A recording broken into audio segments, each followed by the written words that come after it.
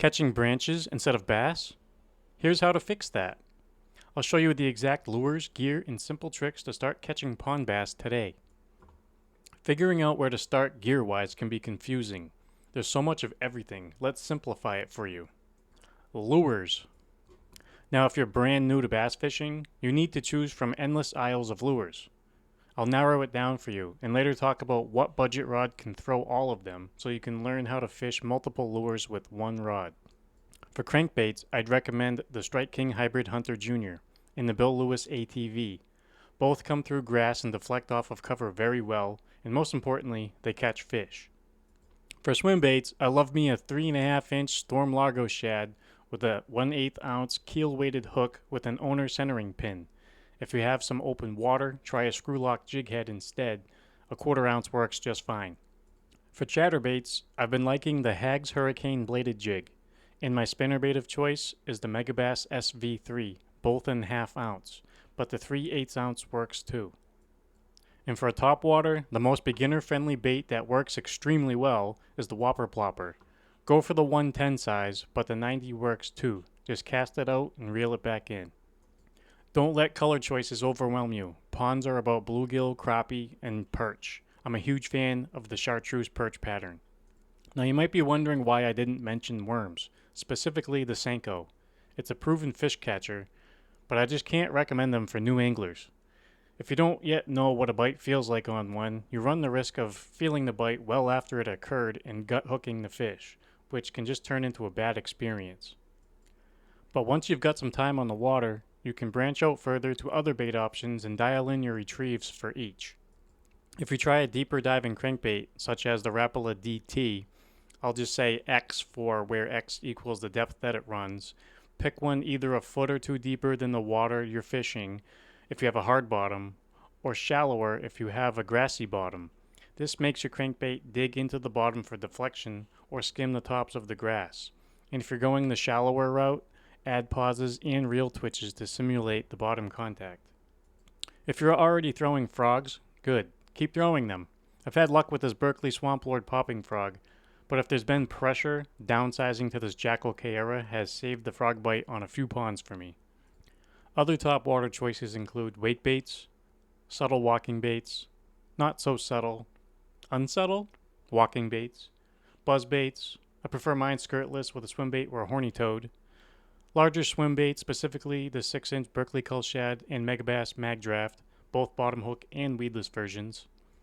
There are many more baits that I use, but this is an almost everything you need to know video, but I will say one more. If you've watched my videos before, you'll know where I'm going with this. But if you're new, hopefully you learn a new trick. I love this jig combo, a 3/8 ounce Beast Coast Tungsten Little Magnum, paired with a 3.5-inch Strike King Rage Menace. I often rip the top rib or two off. Now I've heard if you have a soft, mucky, grassy, snaggy pond bottom, leave the jig at home. And in my experience, that's terrible advice. You can take this guy right here, flip it around anything, even out into open water, and just hop it anywhere in the water column away from the bottom. And it imitates a fleeing, lost, perhaps even a dumb-looking bluegill that just gets hammered. Please give this a try if you haven't, and if you do, let me know how it works out for you. Now on to the rods and reels. For beginners, you know what to throw now. But what's that budget rod I mentioned? You can get yourself the good old ugly stick spinning combo. Cheaper rods are almost always more parabolic and are perfect for the treble hook baits, but have enough backbone to stick them on spinner baits as well. Now once you've got some time in with those ugly sticks, it's time to get some not so ugly sticks. Or if you'd rather just skip to the next tier of rods, you can start thinking about an upgrade to something like the Shimano SLX or Dobyns Fury series of rods. Either spinning or casting, if you're ready to try that. I'd recommend a 7 to 7'3" rod.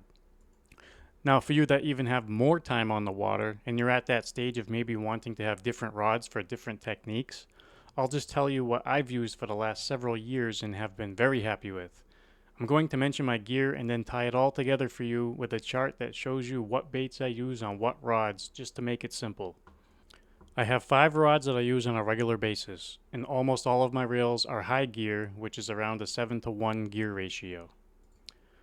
I use a 7'2" medium heavy Shimano Zodius, paired with a Shimano SLX DC, a G Loomis IMX Pro 844C MBR with a Shimano SLX 71, a Megabass Levante Flatside Special with a Shimano Curado 151 MGL, a 7'3" extra heavy Shimano X-Pride paired with a Shimano Curado 201, and a 7'2" heavy Shimano X-Pride that had a Shimano Chronarch 151 MGL, but the push button broke off, so I have a SLX on there for now. I said Shimano a lot. I'm not tied to any companies, I just like their stuff. And poof, here's the chart you can pause and screenshot if you'd like. Now for the weather. If you've made it this far, you're serious about catching bass. Don't stop now. Click on one of these videos and I'll show you how to crush them in these conditions. And if you like this video, hit the like button, subscribe to the channel, and I'll see you in the next one.